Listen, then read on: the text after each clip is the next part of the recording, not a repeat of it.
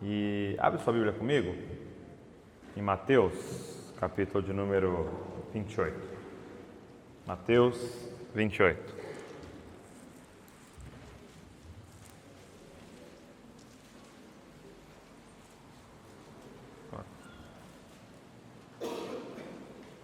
Mateus, capítulo de número 28. É o último capítulo, do livro de Mateus, finalzinho do Evangelho segundo Mateus. E fala desse encerramento, do ministério de Jesus aqui. E eu não sei se você já parou para pensar sobre isso, Por que Jesus veio ao mundo? O que Jesus veio fazer foi inaugurar a restauração. No Antigo Testamento, o tempo todo se apontava para essa restauração. Assim que o homem peca, Deus já lança a promessa de que um descendente de Eva pisaria a cabeça da serpente, ou seja, que haveria uma restauração de todas as coisas. E no Antigo Testamento começa essa restauração e vários homens vão sendo chamados para então apontar para esse tempo da restauração, esse tempo em que todas as coisas seriam restauradas. Só que em Jesus, ele não veio apontar para a restauração, ele veio inaugurar a restauração. É muito louco viver nesse tempo, porque nós estamos vivendo o tempo em que a restauração de Deus já começou, cara. Já tem novas criaturas espalhadas por toda parte. Talvez você não viu ainda elas, porque elas estão num processo de transformação, e vai chegar um tempo que elas vão receber um corpo glorificado e elas serão completamente diferentes, novas criaturas. Então o que Jesus veio fazer foi restaurar todas as coisas, no céu e na terra. E você imagina o tamanho dessa missão. Eu acredito que a gente tem uma fissura, um amor tão grande por esse negócio de super-herói, porque algo dentro de nós clama por um super-herói. E é exatamente o que ele veio fazer. Ele veio salvar o mundo. Ele veio como um grande super-herói para salvar a história da humanidade, que estava indo para um caminho de total destruição. E ele vem então e nasce aqui. Você conhece a história, através de Maria, o Espírito Santo fala com ela, ela fica grávida, sem ter relação, e ele é filho então de Deus, e ele nasce, e ele tem esse período agora para fazer a obra de Deus, para começar essa restauração. Então você imagina o tamanho da missão que estava sobre os ombros de Jesus. Ele tinha que mudar a história da humanidade, e de fato mudou, a ponto da gente conhecer a história da humanidade como antes e depois de Cristo. Agora, o que eu queria pensar com vocês nessa noite, e rapidamente, de que forma ele começou essa revolução. Porque eu fico pensando, Jesus era 100% homem, mas Jesus era 100% Deus. A Bíblia vai dizer que nele todas as coisas foram criadas. Ou seja, fica muito claro que ele participou da criação. Tanto que em Gênesis 1, ele vai dizer assim: façamos o homem a nossa imagem e semelhança. Por que Deus usou por que Deus usou a primeira pessoa do plural? Façamos o homem a nossa imagem e semelhança. Porque estava ali o Pai, estava ali Cristo e estava ali o Espírito Santo, cara. Ele estava na criação. Agora eu quero pensar com vocês. Deus desceu, encarnou e então ia começar uma revolução. E Deus usou uma estratégia para fazer isso. Deus usou, não sei se eu posso dizer, um método para fazer isso. E aí eu fico questionando, cara, será que muitas vezes a gente não está tentando ser mais inteligente que Deus? Porque eu vejo, às vezes, a gente tentando várias coisas como igreja, sabe? Tentando várias estratégias como igreja e muitas vezes não fazendo aquilo que Deus usou de estratégia. Como se a gente chegasse e falasse assim: Deus, tem uma ideia melhor. Vamos imprimir panfleto e entregar no farol ali? E nada contra entregar panfleto no farol. Mas se a gente fizer essa nossa estratégia e deixar de fazer a que Deus usou, eu creio que a gente não vai ter sucesso nessa missão. Então ele vem, ele vive 30 anos escondido, sendo preparado, crescendo na graça, no conhecimento, em estatura, na verdade.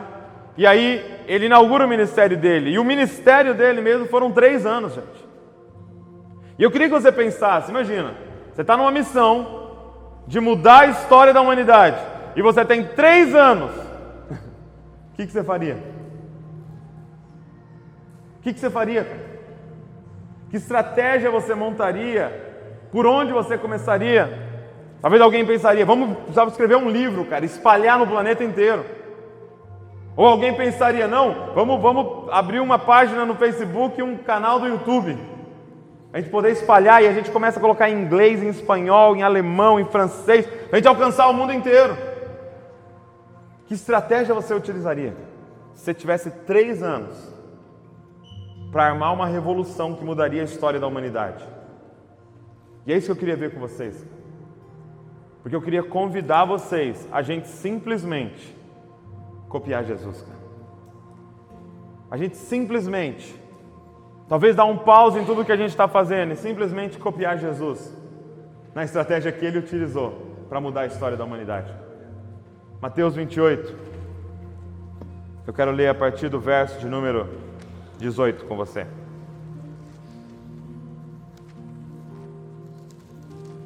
E eu não vou falar nada novo, só quero despertar você. Mateus 28, verso 18 diz assim: E aproximando-se Jesus, falou-lhes: Toda autoridade me foi concedida no céu e na terra.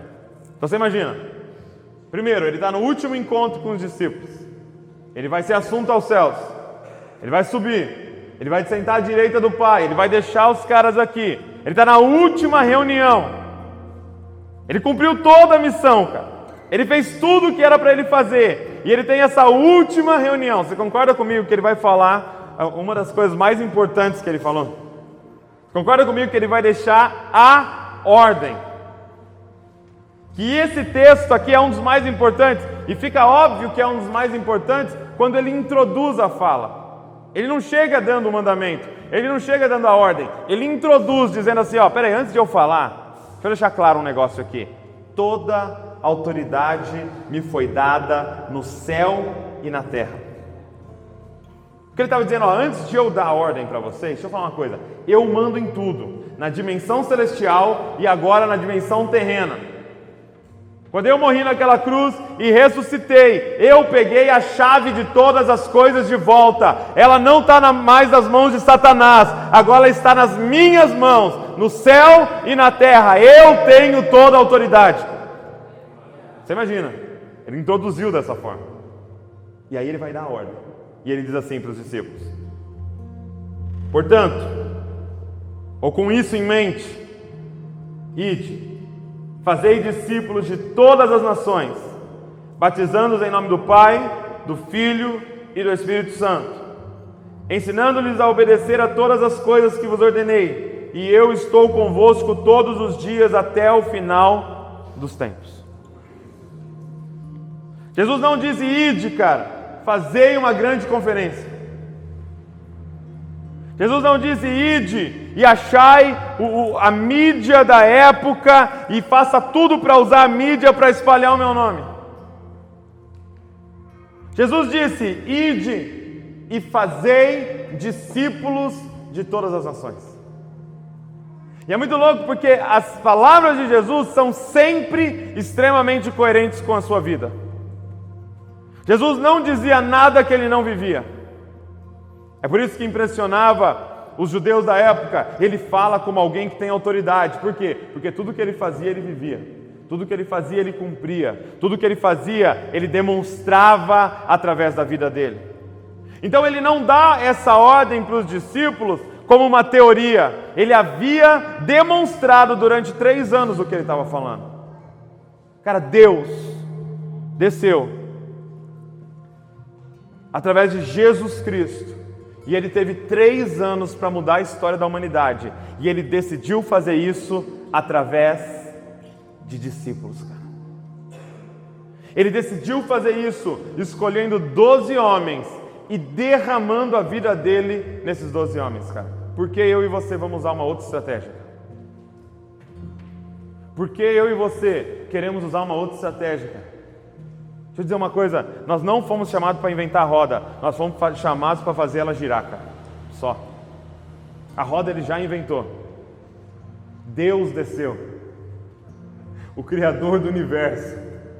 Meu irmão, eu não sei nem como é que é feito isso daqui. O cara que criou o universo inteiro desceu e usou uma estratégia. Sério que eu e você vamos usar outra, cara? Sério que eu e você vamos ter uma ideia melhor? Cara, foi através do discipulado. Ele pegou 12 e durante 3 anos ele derramou a vida dele sobre esses 12. Ele compartilhou tudo o que ele tinha do Pai na vida desses 12, cara. E esses 12, sabe o que eles fizeram? Acharam pessoas que eles começaram a discipular. Acharam pessoas que eles começaram a derramar a vida. E sabe o que esses caras que eram discípulos dos discípulos fizeram? Acharam alguns que eles começaram a derramar a vida, e derramar a vida, e derramar a vida. E 2000 anos depois chegou na gente, cara. Do outro lado do planeta em relação a onde eles estavam, cara. Chegou em nós e hoje cobriu a terra inteira, cara. A terra inteira está coberta de discípulos de Jesus, cara. Por causa desse trabalho, de um a um, cara, a gente derramar a vida um no outro. Cara, não tem uma outra estratégia mais poderosa do que formar Cristo em alguém. Por que a gente está aqui, cara? Para Jesus ser formado em nós e para a gente formar Cristo nas pessoas. Para Jesus ser formado em nós e para a gente formar Cristo. Não para em Jesus sendo formado em nós. Não para em sermos cópias de Jesus. A continuidade é produzirmos cópias de Jesus. Portanto, ide e fazei discípulos de todas as nações. Sabe, o que eu sinto para esse tempo é que a gente precisa tomar muito cuidado, cara, com uma cultura de irmandade que está entre nós. Sabe, existe uma cultura de irmandade entre nós. Nós somos irmãos. Nós falamos, e aí, irmão? Né? E agora, para dar uma modernizada, a gente fala, e aí, mano? Brother. Nós somos irmãos, mas nós temos que tomar cuidado com essa cultura de irmandade. Porque se você começar a ler a Bíblia, você vai ver que todos os irmãos deu problema, cara. Todos, cara. Os primeiros, cara. Os primeiros irmãos que existiram, Caim e Abel, se mataram, cara. E você continua lendo, você vai ver que todos os irmãos deram problema, cara. Abraão tem 2 filhos, Isaac e Ismael. Estão brigando até hoje, mano. Até hoje os caras estão brigando. Você liga o noticiário e está lá, Isaac brigou com Ismael. Ismael explodiu Isaac. E tá. Até hoje, cara. Os caras estão brigando. E aí você continua a história, nasce Jacó e Esaú. O que os caras faziam? Brigava por sopa, meu irmão. E aí você continua a história, nasce José e os irmãos. O que estavam fazendo? Bolando plano para matar um ao outro, cara. Vendendo o outro como escravo. E aí eu estava lendo hoje, ou ontem, não lembro, no final de Lucas, quando os caras estão na última ceia, né, com Jesus, e eu quero que você abra, porque é hilário, abre aí comigo, Lucas 22. Lucas 22.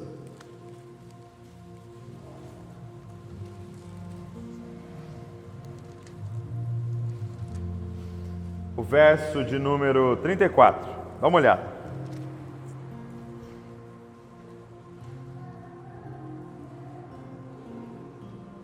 Acho que eu anotei errado. Peraí. Não, verso número 21. Ele está falando sobre Judas, né? Ele está falando quem era o traidor, tal. Jesus está dando uma indireta. O traidor está entre nós. Olha o que ele diz. Lucas 22, 21. Mas a mão do que me trai está comigo à mesa. Verso 22. Porque na verdade o Filho do Homem vai segundo o que está determinado, mas ai do homem por quem ele é traído. E aí diz assim: então eles começaram a perguntar uns aos outros, qual deles iria fazer aquilo. Olha o 24, gente. E surgiu também uma discussão entre eles sobre qual deles parecia ser o melhor. Os caras o tempo todo, cara, ficavam discutindo sobre o quê? Quem é o maior entre nós? Quem é o melhor entre nós? Os caras falaram, mãe, pede para Jesus lá para a gente sentar à direita e à esquerda, mãe. Aí a mãe vai lá, o que eu preciso pagar aí para meu filho sentar à direita, outra à esquerda? Aí os caras ficavam revoltados, lá, ele quer ser melhor que nós, e não sei o quê, quem vai ser? Porque, cara, quando eles estavam nessa discussão, quem é que vai trair? Eles começaram a pensar, quem vai trair aqui? Aí eles olharam um para o outro e falaram assim, não, vamos discutir outra coisa, quem que é o melhor aqui? Quem que é o bom? Discípulo nota 10. Cara, isso é uma cultura de irmandade. E é isso que acontece se a gente ficar muito tempo sem amadurecer na igreja. É isso que acontece se a gente fica muitos anos como adolescente espiritual dentro da igreja, a gente começa com essa bobeira. Fulano foi escalado de novo para cantar e eu não fui. Eu canto muito melhor que ela. Lá, de novo ele. Sabe por que ele está cantando? Porque é primo do Douglas. Lá, tá vendo? Não sei o que e tal. E por que eu não estou liderando um DNA? E por que não sei o que? E por que ele que foi? Pô, Douglas, por que você convidou ele para ir na sua casa e não convidou eu? Por que fulano de tal? A gente começa com uma cultura de irmandade, cara. E sempre é destrutiva, cara. Sempre. Porque olha o que diz em 1 João. A gente está estudando 1 João junto nos DNA. Olha o que diz em 1 João, verso de número 2. Capítulo de número 2, perdão.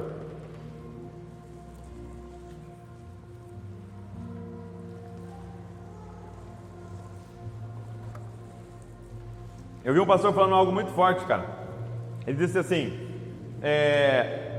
porque nesse momento, né, ele fala do traidor, e aí os caras começam a discutir quem é o maior entre eles, e depois daquilo Judas sai para trair Jesus. Ele disse assim, cara, Judas não traiu somente Jesus, cara. Judas traiu os 11, cara. Talvez Judas entrou esse sentimento dentro dele, cara, eu nunca vou ser tão bom quanto esses caras. Sabe, essa cultura de irmandade e esse espírito de competição entre nós gera traidores, cara. Gera Judas entre nós, cara. Porque é sempre essa conversa. E sempre esse negócio de comparação. Só que em 1 João 2, capítulo 2, verso 12, diz assim, olha, filhinhos, eu vos escrevo porque os vossos pecados são perdoados por amor do seu nome. Presta atenção, primeira coisa que ele começa a falar é para filhinhos. João escreve a carta para 3 tipos de pessoas. Primeiro, filhinhos. Quem são os filhinhos, gente?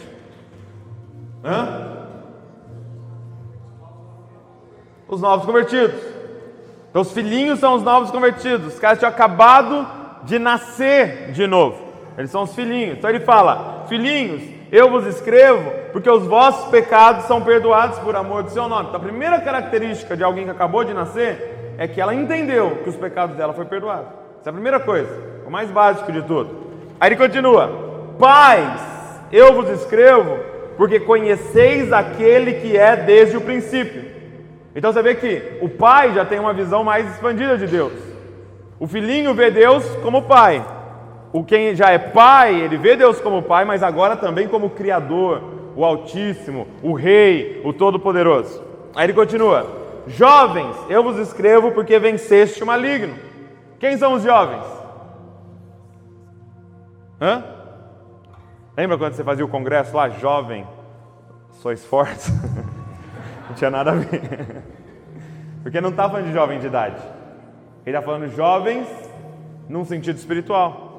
Ele fala, filhinhos, é a galera que acabou de nascer. Jovens, é a galera que já tinha amadurecido. Já estava num segundo estágio da vida espiritual, que já tinha caminhado um tempo e já tinha desenvolvido. E olha o que ele fala sobre o jovem. Como é que você sabe se é filhinho ou jovem? Diz assim, jovens, eu vos escrevo porque venceste o maligno.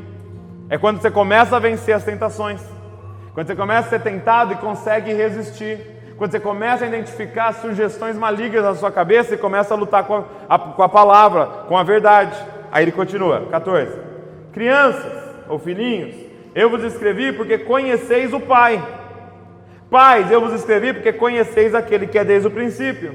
Jovens, eu vos escrevi porque sois fortes e a palavra de Deus permanece em vós e já venceste o maligno. Característica de jovem, a palavra começa a permanecer nele. Ele vem num lugar como esse, ele ouve uma palavra e a palavra não morre ali no estacionamento já.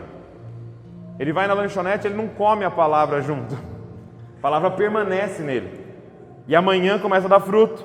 E depois de amanhã ele lembra da palavra. E ele começa a tomar decisões na vida dele a partir dessa palavra. A palavra que ele ouve, que ele lê, começa a permanecer nele. Isso é característica de jovem. E aí ele diz assim... Não, aí ele vai para não ameis o mundo. Mas o que eu queria falar para vocês? Se a gente ficar por muito tempo, cara, como jovens, a gente começa a criar essa cultura de irmandade.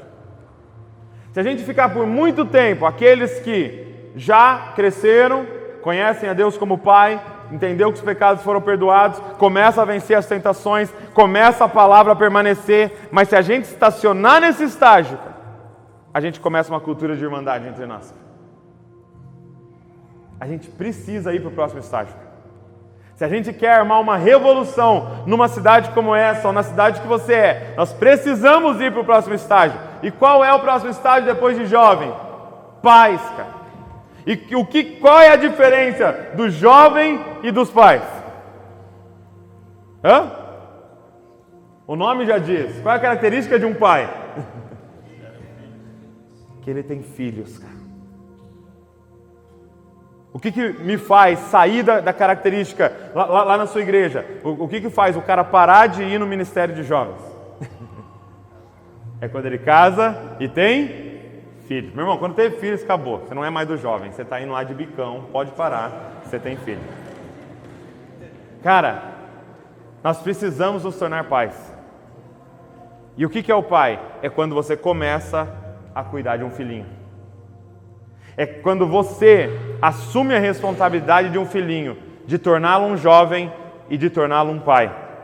E aí esse filhinho que se tornou jovem, que agora é pai, vai assumir um outro filhinho, que vai se tornar um jovem e que vai virar pai. E é assim que a gente arma uma revolução, cara. No 1 a 1. Nós não podemos ficar numa cultura de irmandade, cara. Nós precisamos ir para uma cultura de paternidade.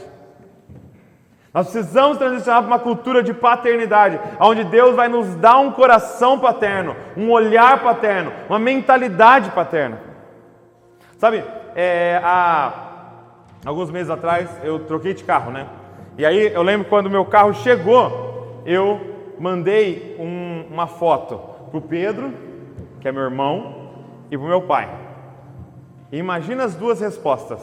Eu mandei a mesma foto para o Pedro e a mesma foto para o meu pai. E hoje eu estava até olhando de novo, relembrando as respostas aqui.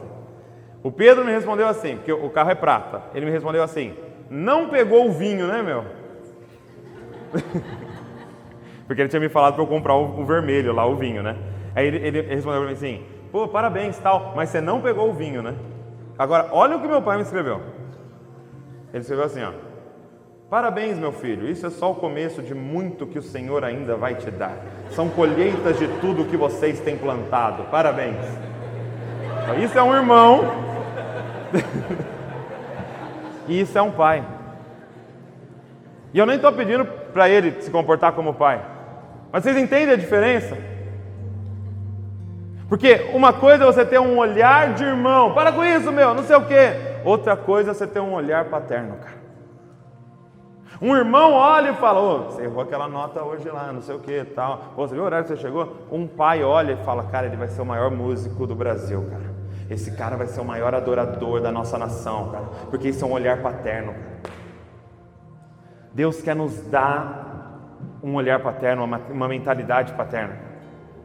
Deus quer nos transicionar, cara. O que Ele está dizendo para nós é: ide, cara, e fazei discípulos de todas as nações, cara. No 1 a 1, cuida de pessoas. Cara, pode fazer o seu panfleto, pode fazer um canal no YouTube, pode armar a conferência, não estou dizendo nada disso. Agora, se nós não discipularmos, não vale de nada, cara. Se nós não cuidarmos um do outro, no 1 a 1, e gastarmos a vida um com o outro, não vai dar resultado, gente. Quem está entendendo o que eu estou falando? Por que vocês acham que a gente mudou? Por que vocês acham que a gente aceitou esse desafio de, como diz Ascope, não ser apenas movimento, mas se tornar uma igreja? Porque a gente entendeu que não ficariam frutos duradouros se a gente não derramasse a vida na vida um do outro, cara. Porque como movimento você mobiliza alguém. Agora, para fazer uma pessoa crescer, é só você derramar a vida na vida dela, cara. Diariamente, face a face, cara. Isso não é feito online, cara. Isso é feito face a face, cara. Nós precisamos discipular pessoas. Nós precisamos cuidar de pessoas. Nós precisamos pedir para Deus: Deus, nos torna pais, cara. Porque pais conseguem enxergar profeticamente as pessoas. Cara, é incrível, né? A gente olha para o Davi e para a Luísa, você tem um olhar profético, cara. Você consegue enxergar, tem 4 e 6 anos, parece que você já consegue enxergar eles grandes, fazendo grandes coisas para o Senhor, porque isso é um olhar profético que os pais têm. Deus quer dar isso para nós, cara. Para a gente olhar um para o outro e enxergar profeticamente dentro da pessoa. A pessoa nem está num estado, ela acabou de chegar, está toda torta, mas a gente olha e já consegue olhar com um olhar profético. Pai não desiste nunca. Aí parou, o pai não desiste, cara. Já viu o irmão ensinando o outro irmão matemática? Eles quase saem no tapa, cara. Como você não entende? Pá! Você é burro. Agora pai, mano. Nem vamos, eu ia usar um exemplo aqui, mas não vou nem usar. Pai, cara. Pai não desiste, ele vai conseguir. Repetiu de ano, fazer o quê? Vai de novo. E paga a escola de novo. E vai, porque é um pai. Pai briga. Pai deixa de castigo, mas você já viu um pai desistir? Nós precisamos de um olhar paterno. Sabe, pai suporta a imaturidade. É muito louco que em Lucas 23, 34, ali no final de Lucas também, eles estão batendo em Jesus, eles estão espancando Jesus, eles estão cuspindo na cara de Jesus, eles colocam uma coroa de espinho na cabeça de Jesus. E de repente Jesus solta uma frase, sabe o que ele diz? Pai, perdoa-lhes, porque não sabem o que fazem. Irmão revida, cara. Agora pai consegue suportar a imaturidade, cara. Pai olha de cima e fala: são só crianças, cara. Não entenderam nada ainda. Pai, não imputa esse pecado sobre eles, Pai, porque eles nem sabem o que estão fazendo, Pai. Mas um dia eles saberão, um dia eles crescerão, um dia eles vão mudar. Sabe, Deus quer nos dar esse olhar, cara. Esse olhar paterno. Agora, o que a gente faz com discípulos? O que significa fazer discípulos? E aqui em Mateus fica 2 coisas muito claras que Jesus deixa para a gente. Mateus 28, volta lá. 2 coisas ficam muito claras.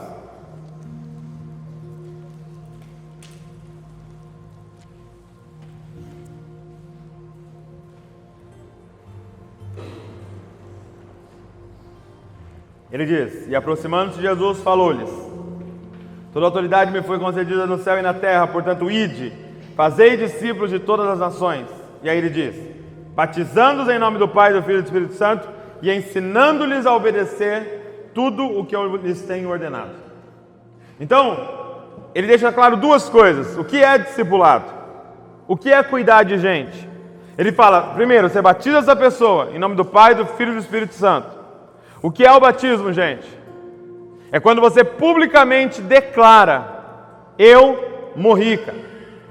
Eu morri e agora eu ressuscitei com Cristo. E quando você sai daquela água, você é uma nova criatura. Você é um novo ser. É muito louco, eu estou lendo a Bíblia na King James, e quando Jesus ele fala com a tempestade, né, e a tempestade acalma, na King James está assim, que os discípulos ficaram assustados e disseram: que espécie de homem é esse, que até o mar e o vento obedecem? Então é isso, cara, quando você batiza, você entra na água como um homem comum e sai como uma nova espécie de homem, cara. O que a Bíblia chama de uma nova criatura. Você é novo, cara. As coisas velhas passaram, eis que tudo se fez novo. Esquece o passado. Ele te dá uma vida nova, uma folha em branco para você recomeçar. Só que batismo, nesse contexto, está falando principalmente de integração. Ele está dizendo, cara, vá por todas as nações, batiza eles em nome do Pai, do Filho e do Espírito Santo. Ou seja, batiza eles para a família do Pai, batiza eles para dentro do corpo de Cristo, batiza eles para dentro do templo do Espírito. Então, se tem algo que nós precisamos fazer, se a gente quer fazer discípulos, é integrar essas pessoas. Tem alguém que você está cuidando? Tem alguém que você está evangelizando, que você está compartilhando a sua fé com ela? A primeira coisa que você precisa fazer é integrar essa pessoa. Sabe, eu vi um pastor dizendo que eles têm se movimentado de uma outra forma na igreja deles. E é um pastor americano, ele disse assim, eles primeiro estão trabalhando com o belonging, para depois trabalhar com o believing. Então eles estão primeiro trabalhando com o pertencer, para depois trabalhar o crer. Porque por muito tempo a gente se movimentou da seguinte forma: você crê? Não, então você não é parte da família ainda. Você crê? Não, então a gente não pode andar com você ainda. E se a gente fizesse essa pessoa pertencer primeiro? E se a gente fizesse essa pessoa ser amada primeiro? E se a gente dedicasse a nossa vida na vida deles primeiro? E se a gente derramasse a nossa vida? E se a gente se preocupasse com as dores, com os sonhos, com os problemas, com as aflições? E se a gente fizesse essa pessoa se sentir em família primeiro? E depois se preocupasse com ela crer. Por quê? Porque é a gente que vai revelar Cristo para ela. Nós vamos revelar Cristo para ela. Então a primeira coisa do discipulado, cara, é integração. Você precisa trazer essa pessoa e ela precisa fazer ela se sentir parte da família, parte do corpo, cara, e parte desse templo que nós estamos construindo. E segundo, ele fala assim, olha, ensinando-lhes a obedecer todas as coisas que eu vos ordenei. Então a segunda coisa que ele vai falar do que significa cuidar de alguém, discipular alguém, é ensinando-lhes a obedecer tudo que eu lhes ensinei. E aqui tem um problema. Por quê? Porque não é ensinar o que ele ordenou. Ele não disse assim, cara, faça discípulos e ensine tudo o que eu ordenei para eles. Não, ele disse, faça discípulos e ensine eles a obedecerem tudo o que eu lhes ordenei. E tem uma diferença entre ensinar os mandamentos e ensinar a obedecer os mandamentos. Ensinar os mandamentos a gente consegue fazer aqui. Ensinar os mandamentos dá para fazer com um livro, dá para fazer via internet, dá para fazer de várias formas ensinar os mandamentos. Agora, ensinar a obedecer os mandamentos é só se você colocar uma pessoa ao seu lado para assistir você vivendo. Só dá para ensinar a obedecer obedecendo. Só dá para ensinar a obedecer se eu te chamar para perto e te mostrar como que faz para obedecer. É por isso que se tornar um pai espiritual é tão poderoso, gente. Porque você começa a ser responsável por alguém. E você sabe que alguém está te assistindo. E você começa a intensificar a sua obediência aos mandamentos. Porque você sabe que essa pessoa só vai aprender a obedecer os mandamentos vendo você obedecer. Já reparou como a gente, como jovens, a gente tem várias irresponsabilidades? Quando a gente tem filhos, a gente muda um monte de coisa. Você começa a se preocupar. Já viu um amigo que falava palavrão pra caramba? Ele teve filho, parou de falar palavrão. Bebia um monte, teve filho, parou de beber. Por quê? Não quero dar um mau exemplo pro meu filho. Cara, você precisa se tornar um pai espiritual. Você precisa se tornar um pai espiritual. Você precisa de cuidar de alguém. Você precisa derramar sua vida na vida de alguém. Você pode falar assim, Douglas, mas poxa, eu estou há pouco tempo. Eu nem sei tanto Bíblia, Douglas. Eu nem sei tantos versículos. Eu ainda nem li a Bíblia inteira, cara. Só que você já está à frente de alguém, cara. Você já sabe mais do que alguém. Tem pessoas entrando que não sabem nada, absolutamente nada. Você já sabe algumas coisas. Você já pode começar a derramar na vida dessa pessoa, cara. Você já pode começar a derramar sua vida na vida de alguém. Agora, o único caminho, gente, é se a gente andar junto.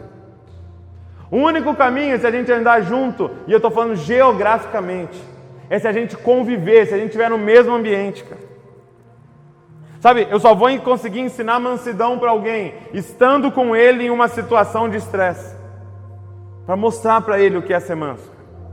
Só que um ambiente como esse, e até mesmo o ambiente do DNA, é um ambiente falso. Ninguém estoura nesse ambiente. Ninguém fica bravo nesse ambiente. Até mesmo no DNA, a gente vai com o intuito de cultuar, de se debruçar sobre a palavra, de aprender mais da palavra. Se você não sabe o que é DNA, é a reunião nas casas, as reuniões nas casas que a gente faz de domingo. Então, mesmo naquele ambiente, é um ambiente protegido.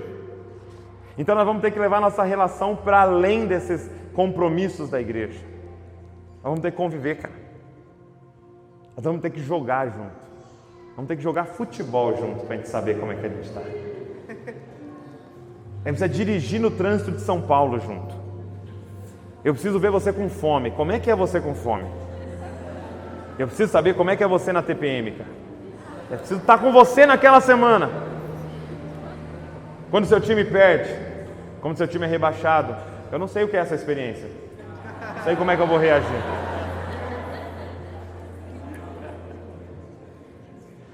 Mas muitos sabem. Isso é terrível. Nós precisamos conviver. Quem está entendendo o que eu estou falando? Discipulado, cara, é derramar vida um na vida do outro. É ensinar a obedecer os mandamentos, mas só ensina a obedecer os mandamentos obedecendo. Cara, você pode trazer a melhor pregação que for, o maior estudo de todos sobre oração. Você quer ensinar alguém a orar? Faz igual Jesus, cara. Pega eles para perto, senta eles e fica orando na frente deles. Jesus falava assim, e subiu o monte levando fulano, fulano e fulano. E foi para o Getsemane levando fulano, fulano e fulano. Por quê? Era discipulado. Às vezes a gente pensa que a gente tem que trazer o maior estudo. Não precisa trazer estudo, cara. Deixa ele vendo você ser um discípulo de Jesus. Deixa ele ver você vivendo a palavra de Deus. Coloca ele do seu lado. Convive, cara. E é por isso que eu queria incentivar vocês, cara. A gente precisa viver junto. Então, a gente precisa marcar as coisas. Então eu brinquei aqui, você vai jogar uma bola, quem que você vai chamar? Você vai jogar lá o seu FIFA lá, quem que você vai chamar? Você vai lá no salão de cabeleireira, dos cabeleireiros, quem que você vai chamar? Você vai fazer a unha, quem que você vai chamar? Você vai jantar, você vai almoçar, quem que você vai chamar? Você vai fazer uma festa, quem que você vai chamar? Nós vamos ter que levar nossa relação para além dessas quatro paredes, para além até mesmo de uma reunião nas casas. Nós precisamos fazer discípulos. Nós precisamos derramar um na vida do outro. Cuidar um do outro. Sabe, me dói muito, cara. Muitas vezes eu estou conversando com algum rapaz, estou cuidando de algum rapaz, e eu começo a perguntar para ele, cara, me fala como é que está aí com a pornografia, se está vencendo, como é que está o seu namoro, ou como é que está o seu casamento, como é que está a sua vida financeira, se tem alguma dívida, se está conseguindo pagar, e isso e aquilo, e a gente vai pensando em tudo, e orando sobre tudo, e o cara começa a confessar pecados e tal, e eu estou vivendo aquilo ali, estou conversando com ele, e aí chega no final, eu ouço direto isso, cara. Cara, eu nunca tinha tido essa conversa com ninguém na minha vida. Você está há 20 anos na igreja, cara. Assistindo o culto. Gente, igreja não se resume a isso, cara. Igreja é muito mais profundo que isso, cara. Igreja é abrir a vida, cara, para uma família. Cuidar e se deixar ser cuidado, cara. Nós precisamos cuidar um do outro. Vocês precisam cuidar de mim, eu preciso cuidar de vocês. E é claro que não tem como eu e a Val cuidar de todos vocês. É por isso que a gente precisa de uma reunião de sacerdotes, cara, que estão dispostos a dar a vida. Porque isso gera tempo, cara. Isso vai consumir o seu tempo, isso vai consumir os seus recursos. Você vai ter que deixar de ir em outros compromissos para cuidar de pessoas. Vai vir aquelas ligações, você vai assumir problema dos outros. A pessoa vai estar com um problema financeiro, você vai correr atrás junto com ela. Vai perder o emprego, você vai ficar procurando emprego junto com ela, porque a gente vai cuidar um do outro.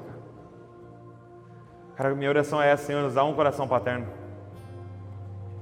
Que a gente não está preocupado somente com a gente, está preocupado. Sabe, a gente chega em casa, né? Não interessa o tamanho da fome que a gente esteja. Qual é a primeira coisa que eu e a Val pensa? Comida para os dois, cara. Você senta e dá comida para os dois.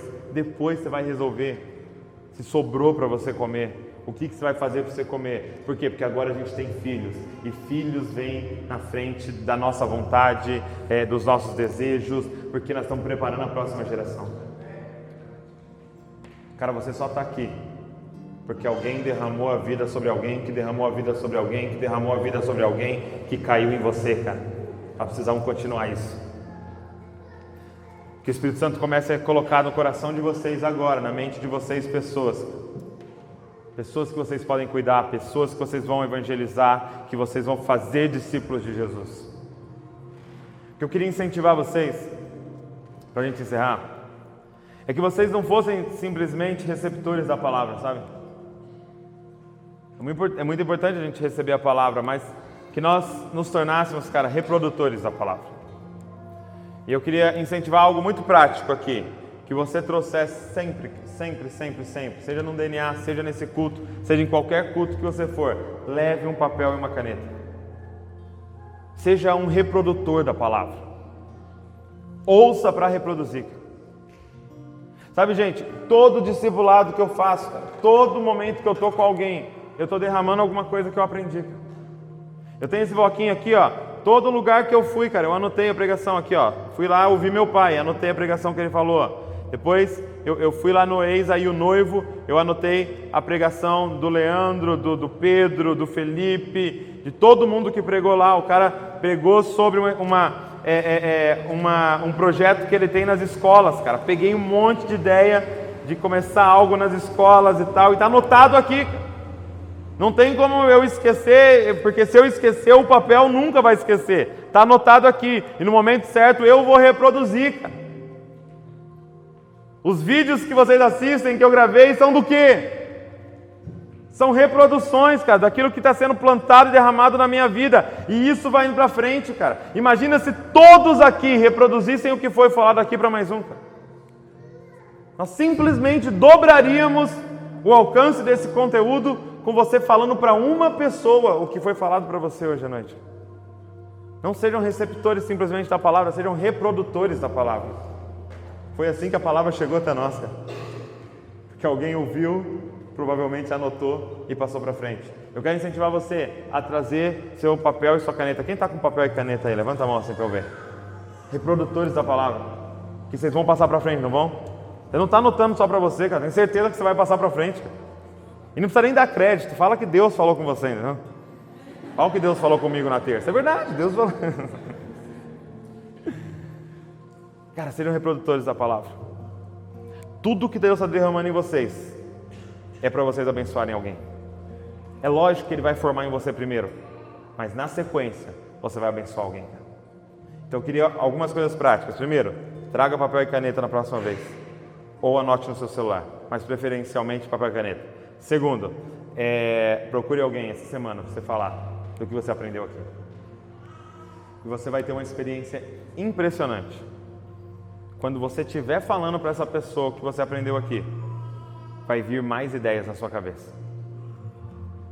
Você vai começar a ter uma revelação maior ainda daquilo que você ouviu. Quando você estiver falando, acontece algo no seu cérebro que você começa a ter que organizar as ideias. E aí, quando o seu cérebro começa a organizar as ideias, ele começa a ligar com outros conteúdos que você já ouviu. De outras pregações, de outros livros que você já leu, de outros textos da Bíblia que você leu. E de repente começa a formar algo seu para ministrar na vida de alguém. Sejam reprodutores da palavra, não simplesmente receptores. Nós temos que fazer discípulos, gente. Nós temos que fazer discípulos. Nós podemos usar todos os tipos de estratégia, mas nós temos que fazer discípulos. Quanto tempo da sua vida você tem gasto derramando a vida de Jesus sobre alguém? Essa é a pergunta.